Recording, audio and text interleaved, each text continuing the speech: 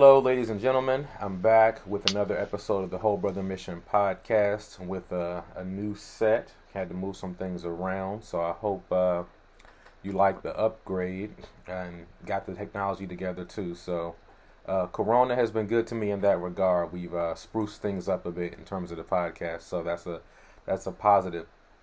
Today's episode, I have a native of where I'm from as well, in the Washington, D.C. metropolitan DMV area.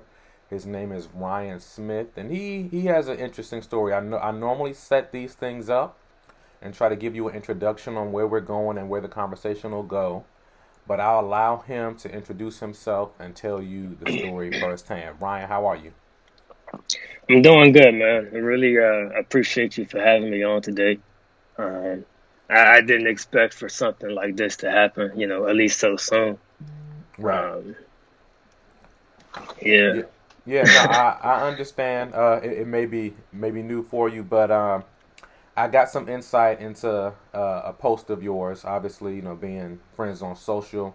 And I thought, right. man, I am so glad that he shared this because I know that there are many guys with similar situations that are struggling with it, that hide it, or that don't want to share it. And For sure, as for far sure. as the whole brother mission, we always want to highlight conversations like this to normalize it so that others can get the help that they need and so that we can feel more comfortable dealing with all the difficulties that come with life. So if you could just kind of bring the audience in on that post that I'm referring to, your journey and where you are today. I guess, you can take us back as far as you want, but I think Yeah, the more you share, I think the more people realize that, hey, this isn't just me. Some of these right. experiences are very common. So go ahead and take it home. Yeah, I understood, man. Awesome, awesome. So, cool. Yeah, again, so I'm Ryan. I'm 24 years old. I'll be 25 actually next month. Um, Let me see. I will start you guys. Let's just go from the beginning. You know, I I don't mind this at all. Um, I graduated high school in 2013. Hmm. Um, and in high school, I was all good. I was all good. No kind of mental illness anywhere. Um, I mean, at least not to my knowledge. Uh, Graduated. I was going to PG Community College at the time. I was there. I always tell people I was there for like about a quarter to a semester so that I didn't get talked down to because people were always quick to be like, "Oh, so you dropped out of college? Why'd you do that? Why? Because people are fast to judge, but they don't think about what somebody may have gone through." Hmm. Um, so I was in college from August to September. Yeah. August to September. I came home from class one day and I wasn't good. I was not okay. I couldn't tell you what was up. I was like, Mom, um, I don't remember clearly how the conversation was going, but pretty much it ended with me feeling very suicidal. Um, there was no way for her to calm me down.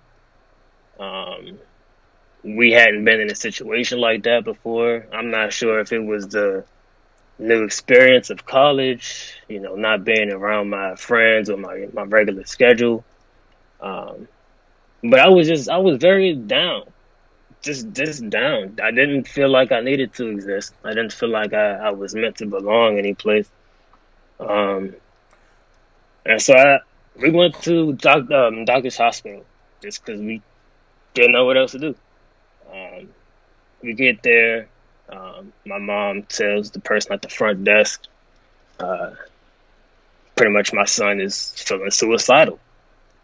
Uh, they go into panic mode. And now this is kind of where my story, I feel, gets kind of crazy.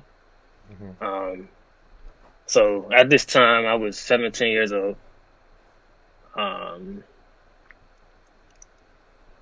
they took me straight to the back um, and ended up calling some psychiatric therapist Mm-hmm. virtually, Yeah.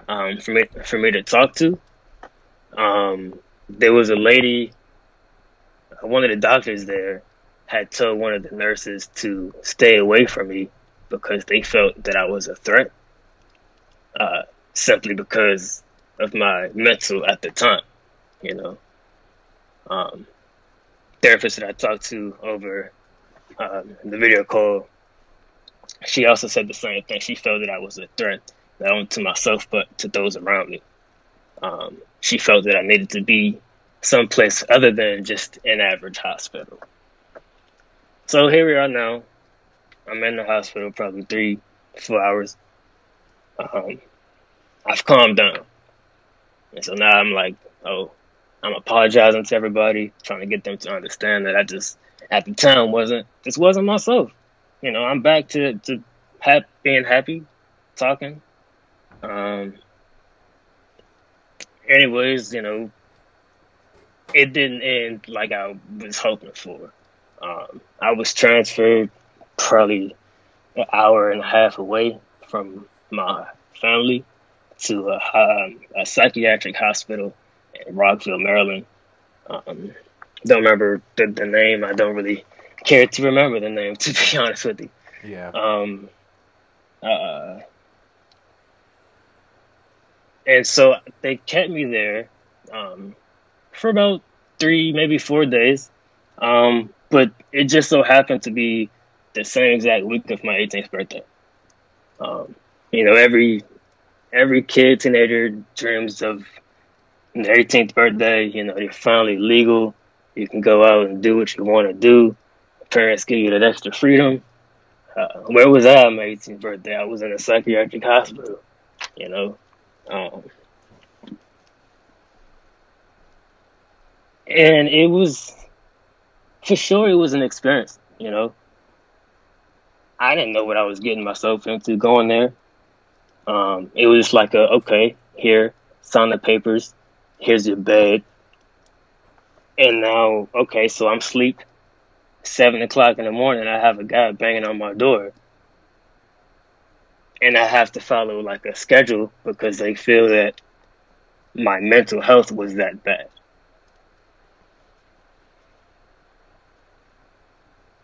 Being there, I'm gonna just stay on this for a second because Mm-hmm. I saw different forms of mental illness besides this is what I go through. Um, and this is part of what made me kind of want to start advocating for things. Um, I was around people, and I really hope this doesn't make anybody feel too uncomfortable. Um, so I won't stay on this for too long, but I was around some people that would cut themselves and talk openly about it as if it was okay. I was around some people that was like, yeah, man, so I tried to jump out of a building. I'm still here. Ha ha ha, you know. And I'm thinking, okay, I'm not supposed to be here right now. Um, Maybe another day we're eating and a girl loses it. I mean, throwing food all over the place, banging windows. So it just moving forward, it was very traumatizing for me to be there, not knowing what to do. I only got to see my family maybe 30 minutes to an hour every day. Um, Having to follow a schedule, like I said, was just uh, I don't know. I can't put a word to it. Mm-hmm. Traumatizing, traumatizing. So the day after my birthday, I finally got released until I was 18. I could make my own choice to um, for them to dispatch me. Uh, what is this? 18. So when I got out, yeah, okay, wow, wow, thank you God. When I got out, I wasn't myself. I mean, I wasn't myself going in, but coming out, I was like I was to my parents like white on rice. And I don't even use that saying. But I mean, I did not leave my parents' side. I didn't feel uh if I didn't feel like I belonged before, I really didn't feel like I belonged then. There were some doctors in that hospital that were so to the book that they kind of forgot that people can still be people that just deal with things in life. Um, and honestly, so before I get there, I was told some things like I'm supposed to be in the hospital because I'm messed up. I was told things like I wasn't going to reach my dreams and my goals because my mental was not okay. Uh, what's the something else? Um, so I don't mind saying this either. I used to self-medicate, you know, with different things, alcohol, drugs. Um, but there was a time before I had gotten into that hospital that I had cut myself off. Like I stopped doing all of that. But of course, I have to tell them these things, and the doctor comes back to me still telling me that I'm I'm a drug addict or I'm a alcoholic, and I'm trying to get him to like, sir, I don't do those things right now. So it was just a lot to take in, Um, there was one doctor that there that could really just see I was a young person going through, going through. Um, Anybody that might be listening and you're at that awkward stage of going from high school to college, especially right now with what's going on, it's okay to I don't know, take your time, I guess is the best advice. I mean, if you feel you need to take a semester or a year before you go into college to really figure out what it is you want to do that. There's completely nothing wrong with it. I think that it's crazy that I've heard more since I've been in my 20s than around that college age that it's okay if you don't go to college or college it ain't for everybody. Well, I'm thinking, why didn't I hear that then? When I feel I was more at that age and I probably could have benefited from it. Um, so moving along, probably took me almost a year until I was somewhat back to myself and felt like I could get a job. Um, yeah, you got a question? No, no, go ahead. I'm sorry. Oh, no, you good? Just checking. Um, just trying to think where to go. So, like I said, about a year when I got out, I was somewhat back to myself. I was reconnected with some friends of mine from high school. Mm-hmm. We would go out some. I started to dance for a dance company called Raw Element. Um, and so being able to release a lot of what I felt because we performed a lot. Um, there was 50 of us on the company, so there was a lot of people my age to be around.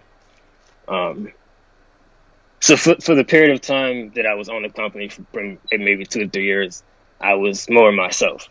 Now, uh, what was it? So I was dancing with them from like 2014 to uh, 2017, 2018. Towards the end of 2018, uh, I'd say at the end of fall, I remember for sure November. I couldn't tell you what happened November of 2018. I had a switch. I was up and I rock bottom.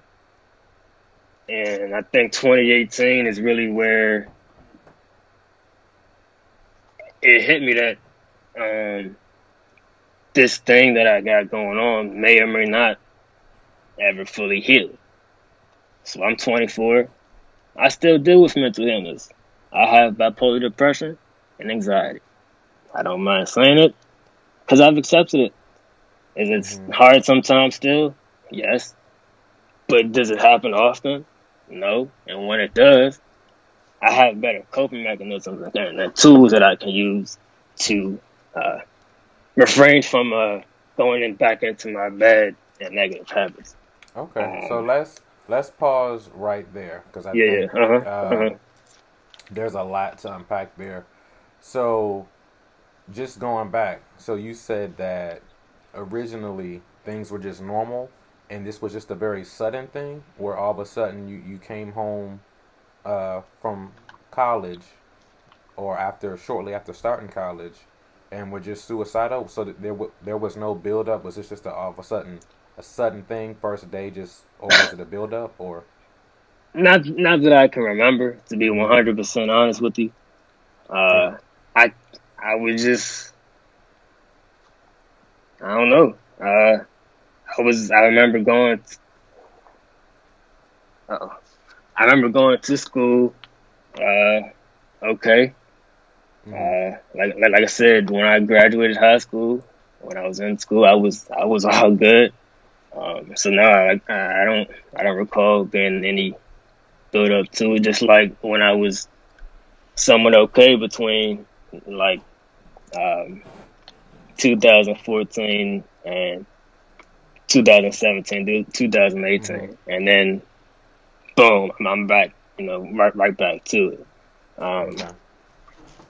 Try to stay right there in terms of no, I'm saying leaning back to stay in the frame. Just lean back a little bit. Oh. Yeah, stay right there. Yep, that's you. good. Try to stay there if you can. Okay. Cool. I got you. Yeah. But so you had that experience in terms of going home and feeling that way, and then we jump to you being into the psychiatric ward. And you just mentioned bipolar depression and anxiety. So I know for some people, they may feel a way, but don't really have words for it. In fact, and you probably know this, something that people say where we're from, when they can't describe their emotions or when they recognize that someone's acting different, the statement is, "Oh, you feel some type of way," and we know that means I can see that something's off.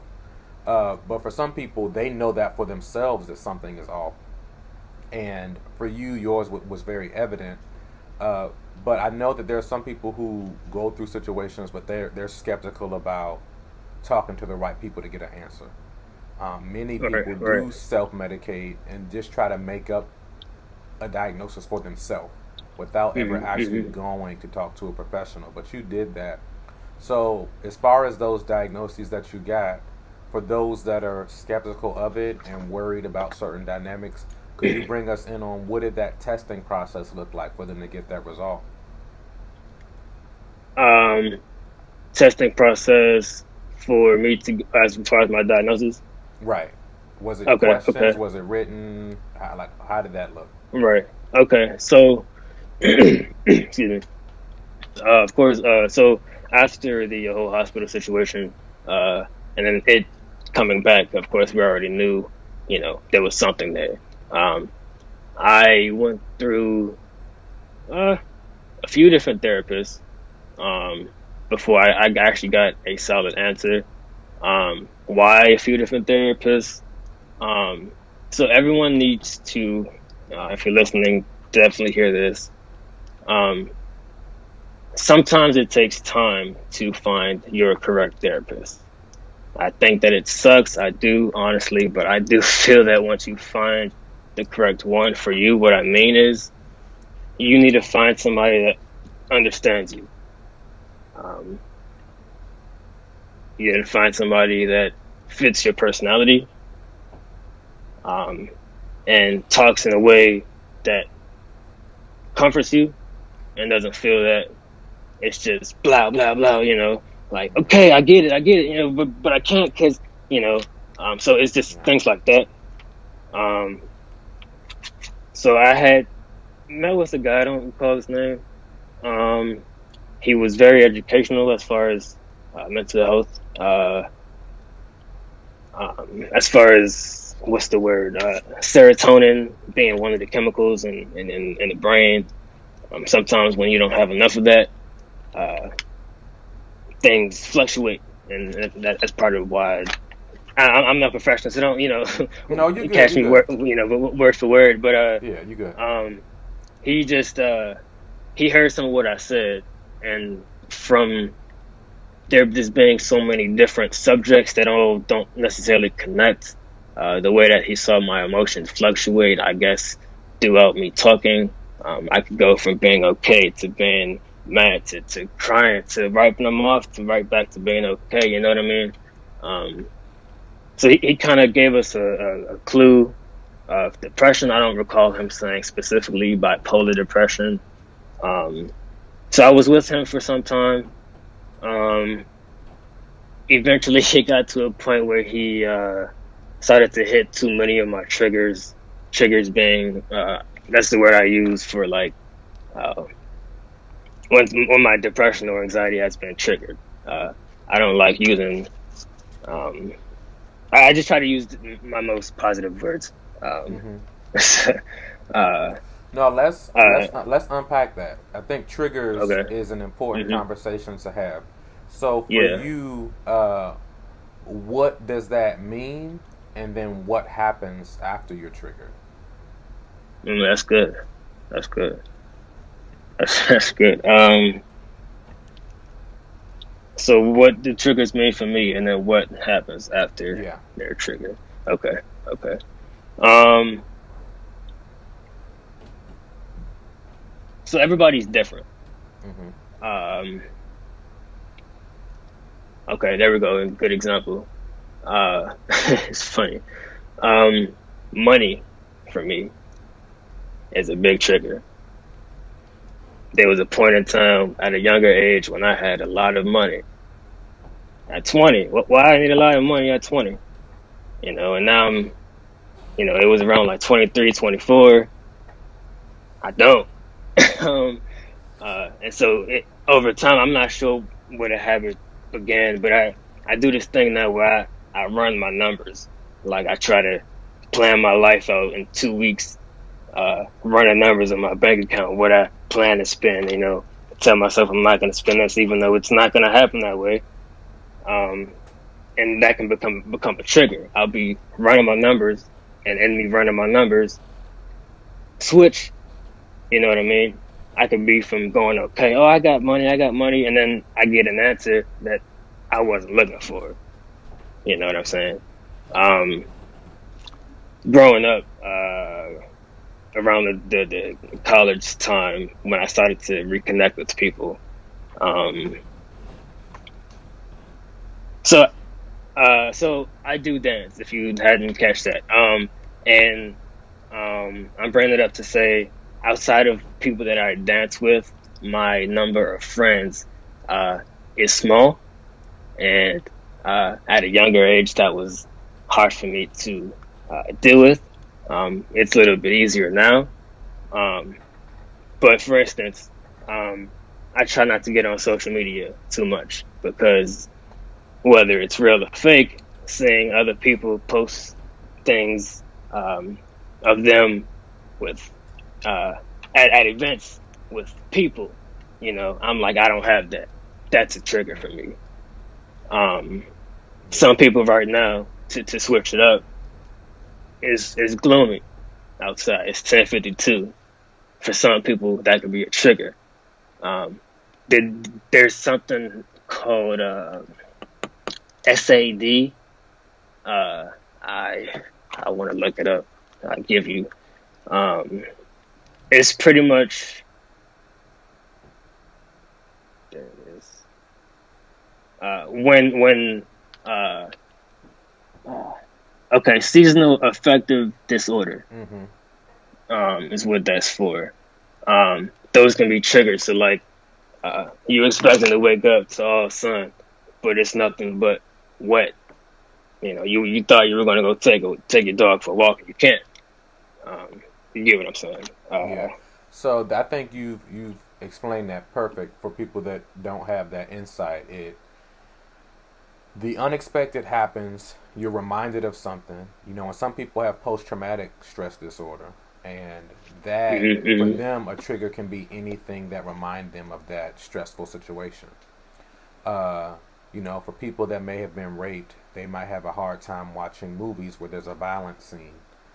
For sure. So we get that, and I think you explained that well. And for a lot of people, they may not see that uh, the feelings that they're feeling are triggers or are putting them in a certain mood. They just kind of know that they feel off and then try to push past it, but never Yeah. actually take the time to work through. Well, what just happened, or why did you Right. feel that way? Right. So Right. now that we have some very helpful examples of what triggers can be, I can expound on some other ways I've seen it play out with others, and how it plays out generally. But for you, after those triggers happen, what is the difference that you feel internally? Is it Yeah. sadness? Is it, do you want to isolate it? For everyone, it looks different. Just trying to get some insight Right. into yours, Yeah. because some Yeah. people might be having the same thing and they haven't been able to put words Right. to it yet. Okay. Yeah. Appreciate that. That's definitely. Um. It could vary. It could definitely vary. I'm definitely more. Oh. That's good. Okay. That's real good. Okay. So I'm gonna go get real personal. I've never actually told anybody this. Um. So I'm definitely my triggers most of the time take me to anger. Um. I've Anger has kind of been a thing in my family. Uh. And so it's always 0 to 100 real quick. um, uh, so let me just go into this because I don't even know what other example to give. Okay. I was on vacation with my parents, with my family. I have an older brother as well. Um, and things were going good. Went to Orlando to go to the Universal Resort. One morning I woke up. I call it the morning switch, and we could talk about that later if you want to. Uh, how you might go to sleep happy, like with a legit smile on your face, and you wake up wanting to stay in the bed all day. You know what I mean? Somebody could come in your room and you just blow up. It's like you had a tripwire at your door, and the moment they open it, boom, whatever emotions you had up there, boom, boom, boom, boom.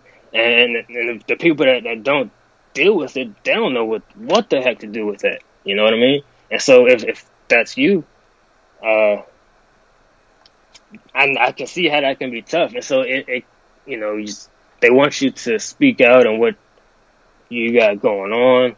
And so if you're one of the people that do happen to speak out, even the slightest bit, it could be one thing versus 10 different subjects.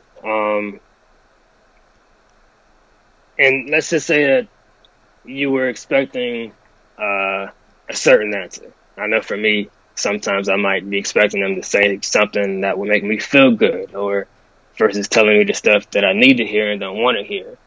Um, and that's pretty much what happened.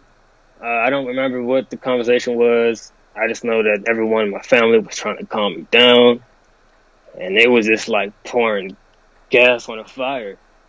Um, Long story short, put it in the camera so you guys can see. Um, I ended up, if you deal with anger, if you deal with hitting things, I would try to recommend finding something different to do. And I don't mind giving some things that I do now. What was I just putting in the camera? I have a scar on my pinky because I hit something, fracturing my fifth metacarpal bone of the pinky. Doctor said that is a very rare case. Another term would be like a Bach's fracture. However, they do say that Bach's fractures are more here.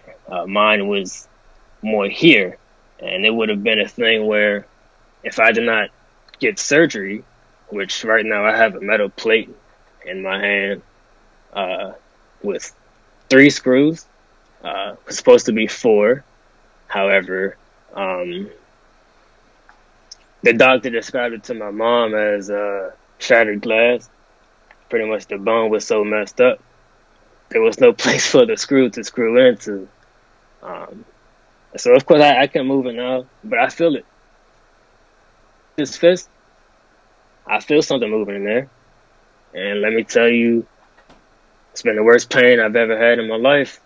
So again, I'm not down to you. If you have some anger, it is okay. Anger is a regular emotion. It's just a matter of learning how to channel that emotion. Mm-hmm. Who am I? I'm sorry. I've come such a long way. It's awesome to see. No, man, I'm so encouraged. and then Go ahead. I'll let you finish. I was gonna say so if you're at a place right now, you really think that you can't get through the next 6, 12, 24, 48 hours and then some, I'm a living witness to you. I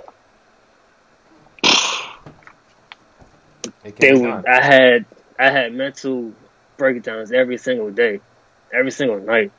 My father doesn't cry, but I used to have him bawling tears on a regular basis because he didn't know how to help me. And just me being here now, able to help in some kind of way. I could be you too one day if you so choose. But go ahead. Yeah. No, I'm so glad that you're able to have this conversation. This is why we do it. So every time I see someone, Right. whether it's online or in my personal life, breaking a little bit, where they're starting to share, I always capitalize on it and say, hey, let's talk about that. Let's share that Yeah, for because sure. this is such a common experience, and a lot of times people don't have ways out, or people might look at. And I'm glad you mentioned social media.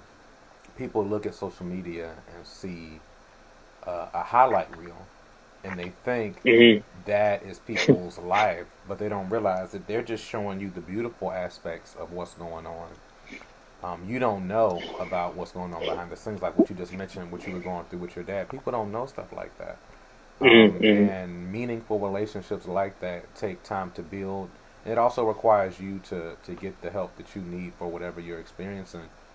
I want to again just applaud you for having the strength to have the conversation, because I know that other element for us as men is pride. So it's like if Oh you are yeah. going through this, it's like, well, you know Mm-hmm. what? Now I've been good for the past 5 years. Nothing. I've And been I'm good. Go ahead. yeah, I'm just I'm happy you brought that thing up. I didn't even cross my mind the part of being a man. Uh, it's something that I still struggle with, and I try to get the female friends that I do have to understand how it is like to be a guy. Just talked to my dad about this literally yesterday. Um, we get taught to be strong all the time, to suck it up and keep moving. Why? Because here's how my dad explained it to me when I was a kid, and I won't say that like he did because I don't know who's watching. The world doesn't give a crap about you. You want to call out of work? Nah, don't do that. Get your butt out of bed, handle your business. Suck it I up. don't care what you got going on. Yeah, and so you become programmed like that. And now here you are. I know for me, when it's been real difficult in 2018 and 19, in your 20s now, you're trying to figure out, I gotta grow up, I gotta pay my own bills, I gotta work a job, I got stuff at work, I got stuff out of work, I got stuff I want to do in my life. How do I balance it all? Because I didn't learn how to do it when I was coming up. And it's funny now, I see different posts or things now, especially with COVID-19 and isolation, how people are speaking more on how men need to learn those things, how it's okay to know that you have emotions because they're there, know that you can deal with them, but you can still be a man. You can still protect. You know what I mean? So that was something good to bring up. Yeah. So I think there are a lot of things going on that I think are sparking necessary conversations, whether it be that conversation you mentioned about men beginning to open up and explore vulnerability, but also this Hmm. conversation about mental health. I know you try to stay off social, but I'll just throw this out there. Have you been able to see or follow what's been going on with Kanye? Uh, I see it partially. Hmm. Yeah. Why do you ask? Well, just because he, has had a lot of, I would just say, public outbursts where people are like, "Yo, what's going on with him?" And some will argue that people only have a problem with it because they don't like his views, whether it be Mhm. political or whatever. But for me, I'm looking at it through the framework of mental health. We Right. do Right. know that he has been diagnosed with bipolar as well. And I actually was just having a conversation with someone about, years ago, I said that, man, it looks like he's starting to deteriorate, like this mental health, years ago. Just with different things he kept doing in the public, it was concerning for me just sitting back and watching. Right. Um, so I know that some of the things that he has been doing are consistent with someone with bipolar. Um, in many cases, something that I know is common is denying that you have it. Um, one Hmm. day admitting to it, and then another day denying it. Um, and he did that for a period of time. These radical emotional shifts, high and low, manic and depressive. Um, so, in having that conversation, people were, I think, they agreed with some of the recent statements he's been making. So it was like, don't try to bring up his mental health. You're just saying that because you disagree with him. But I think they Hmm. didn't have a understanding of how this illness then affects your behavior. There's no way Right. to divorce the two. It's not like Right. um, I have a sore toe and you'll just never know. Like, no, this is going to Hmm. affect my how I carry myself, how I communicate, especially if I'm not being medicated properly. So, two things I want to go to next, and we can close out with this. Could you speak Hmm. to what does that experience look like? Once again, a day to day. We talked about the triggers, but outside of that, what are some other symptoms you've observed in yourself? And then we can close out with uh, how medication has helped you, and particularly the journey with medication. Because I do know, just like with finding the right therapist, you might have to go to different ones to find the right fit, but don't give up. The same thing can be the case with medication where you have to get your dosage right. But a lot of times, if Hmm. it's wrong, people just quit completely and they might spiral. So I'll bring it Right. back to that, but could you just start with what are these symptoms like on a day to day for the bipolar, but also the depression as well? For sure, man. Um. Hmm. Okay. Okay. That was something that I wanted to go through, and I briefly brought it up earlier. Uh, I called it the morning switch. Mm-hmm. Um, that formed for me over time, because it was something that happened so often. Um, I could go out to a dance class, have a great time with my friends, doing what I love to do. Come home, proud of myself, go to sleep, happy. I wake up, irritated as all get up. Um, so let's say now, I used to-do list. Let's say I had 10 things on my to-do list, but I wake up not okay. I see those 10 things. I see that I woke up 2 hours after my usual time, and I don't know how to separate my life now. I had it all set up at a certain time. Don't know what to do because I can't process it all. But I wanted to do this. I wanted to do that. I'm doing this because I want a life of my own. I'm doing this because people talk down to me. Oh, I'm so dumb. And now you're starting to get these negative thoughts on top of what you already had with the to-do list. And it becomes I explained to my parents, like,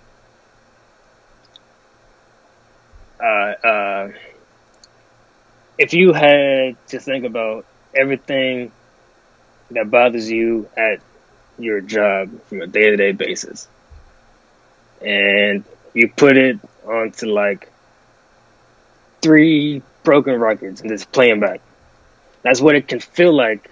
Eventually, you just keep, and there's no pause button, there's no eject, and now people are trying to help you. So then that's another thing. Now you got what you got up here already. You got what people are trying to tell you. And so now you have to process that as well as think about, well, just me saying this, I'm getting exhausted. as well as think about giving the answer. So now you got a big tornado with words up here. And I mean, who wouldn't get frustrated? You're trying to speak, and especially if you're one that deals with anger. I know me, when I get really mad, I stutter. I can't speak for the life of me. And that makes me more angry. I'm trying to explain what I got going on. I'm trying to separate what's up here. I'm trying to tell you, but I just can't. And then that's just like one more fuse box right there. Boom. And that was kind of like how it happened for my hand. I was on the phone at the time. That's why it was my left hand, not my right hand, thankfully. It becomes to be too much. What was the other question you had asked?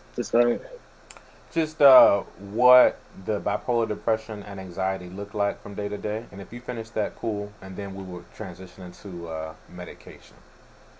Okay, yeah. So, I feel for the bipolar piece. That was, I mean, at least for me, I know it's different for everybody. Well, I guess I'll do one more for bipolar and I'll go to anxiety because this happened recently.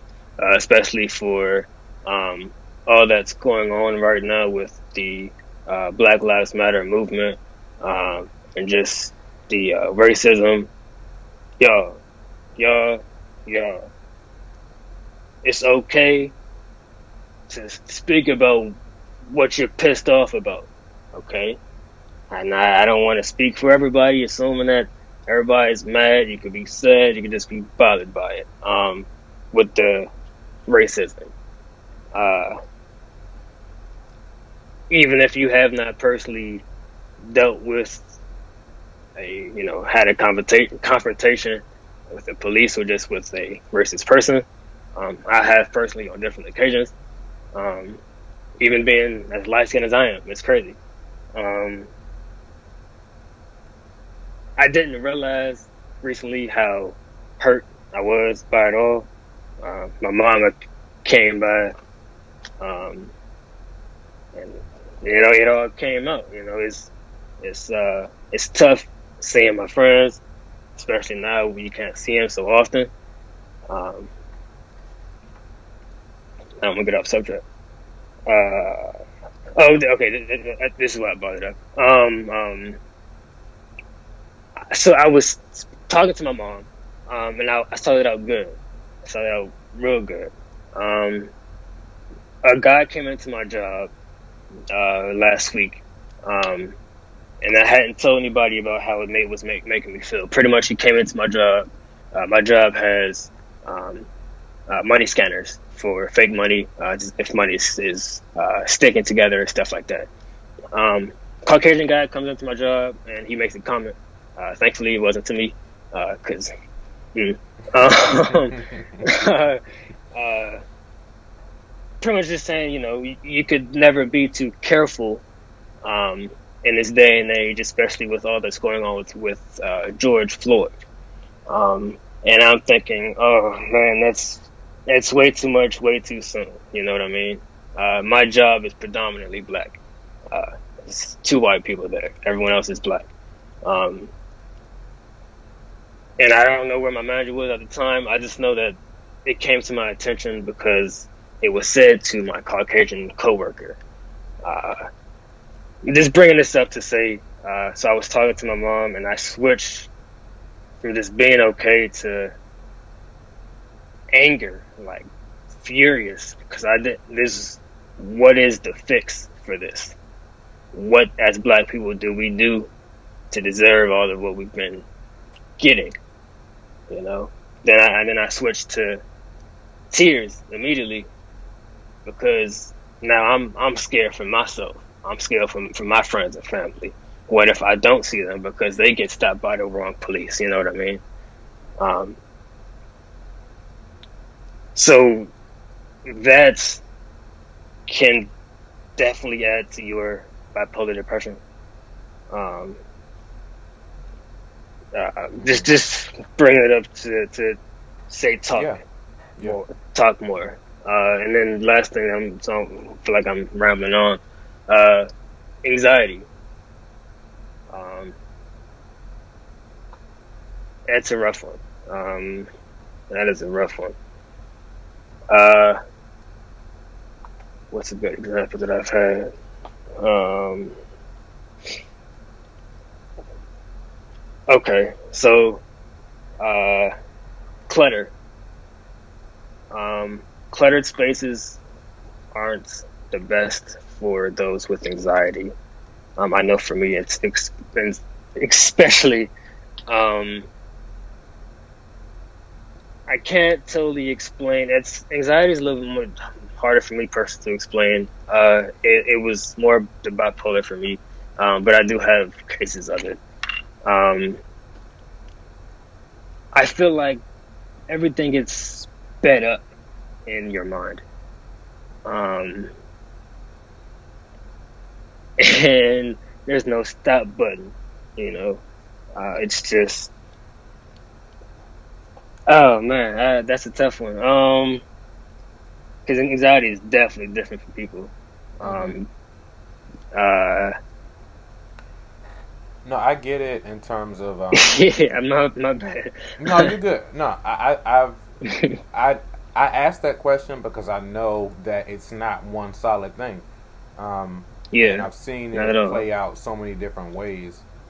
But um, what I hear you saying, well, I feel like I heard it come out in some of the other stuff you were discussing in terms of there might be a situation in front of you, and I wonder if this is the anxiety too, where you start thinking about different possibilities that aren't actually the case yet, and then feeling rushed by a hypothetical, and then stressing about what could happen, and Right. that distracting you from the present. So then that's you didn't get accomplished what you plan to get accomplished in the present, Yeah. and then there's going to be an impact for missing whatever deadline you missed, and you weren't as productive as you intended to be. So it's just all those things coming down at Yeah. once, and I I know some people might just dismiss it as overthinking, but what I understand, well, what I think I understand about people that experience that from what I've heard is it's not as simple as just, well, stop overthinking and relax. It's not that Yeah. simple. Not at all. It's almost crippling to a certain extent. And and I'm glad you're even kind of fumbling through it to explain it, because it's like, well, if you're going through it and it's hard to even explain it, imagine how hard it is to Yeah. understand it if you don't have it. Right. So I think that's just a perfect visual for people to, to have some insight into how anxiety plays out. Um, and once again, I think that speaking about these things is a good place to start, but also following up to to get some additional support. So we can close out with this. What You don't have to say the specific names of the medications if you don't want to, but just explaining your journey with the medication. Was there a dosage issue? You know, because I know that from other people's experiences, what can happen is the dosage can be too high or too low, and then create additional issues, or rob you. I know there's a fear of mental health medications robbing you of your personality or making you Mm-hmm, hyper mm-hmm. alert to the point where you're even more anxious than you were. So people are worried about a variety of things happening. So could you just share with us what your journey has been with medication? Because I do know, as we mentioned in the beginning, I saw a post about you addressing these things, and regardless of how your medication started, it has you in a good spot now where you're able to work full time, because at one point you were in a position where you couldn't even do your part time job. Oh, for sure. I was calling out all the time, part time. Yeah. Yeah. So, hmm, God help me. I'm saying that because all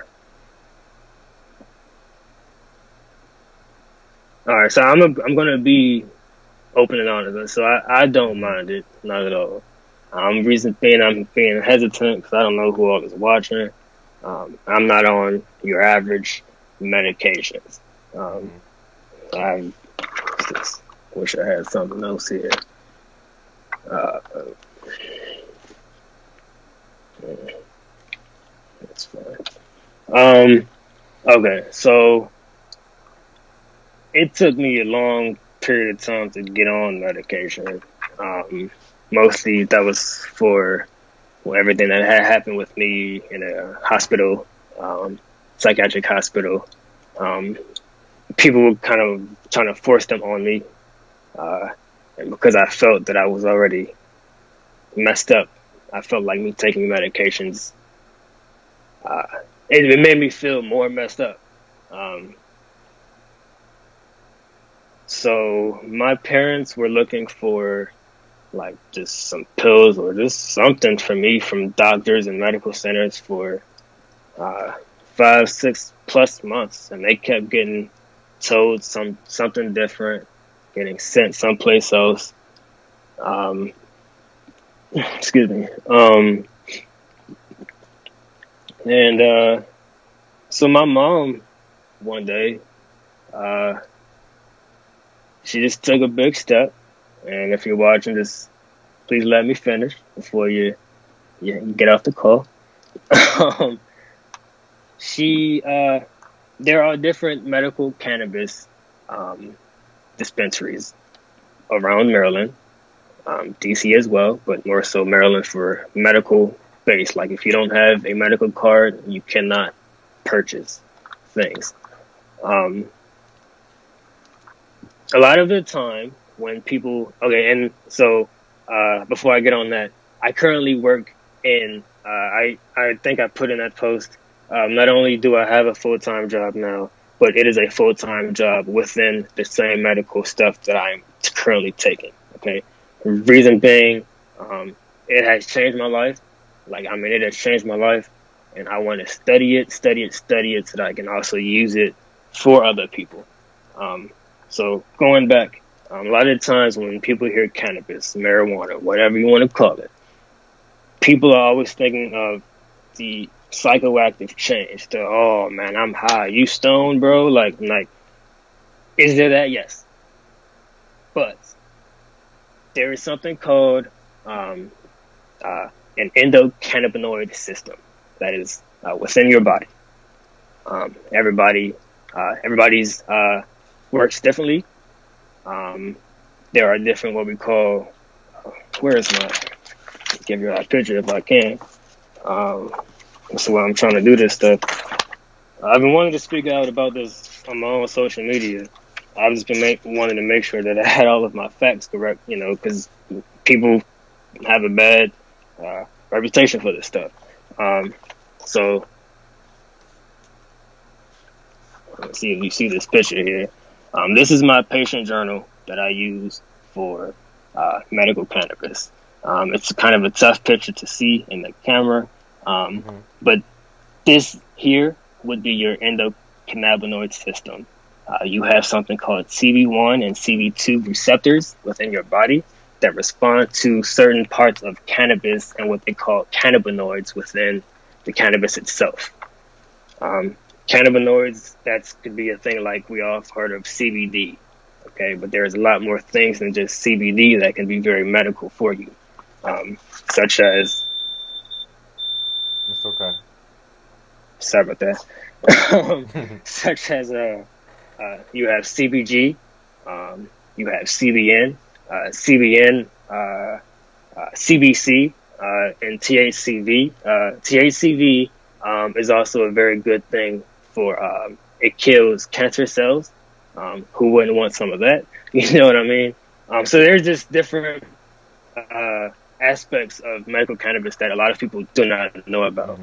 For instance, just to end with, because I don't have too many other things with me right now. These here are just tablets. You don't smoke, you don't vape, you don't, okay, pop, man. Use one before I got on this call. I'm not high at all, okay? It's great for anxiety. It's what we call a one-to-one product, excuse me. So you have some CBD, which CBD is legal in all 50 states. CBD does not get you high. CBD is great for anxiety, great for pain, great for sleep, stress relief, and a few other things that I just aren't coming to my mind right now. THC helps activate CBD. The two together, for some people, again, you do have to find your dosages, but I'm just saying it to say medical cannabis is starting to be broadcasted more. So with this generation especially, there are people really genuinely studying.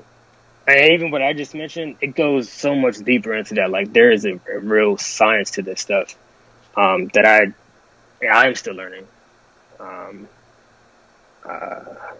So there are things like these tablets here.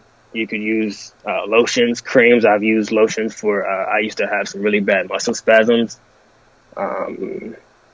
Tinctures. And again, not all of these things have that psychoactive change. But those are the medications that I've been on.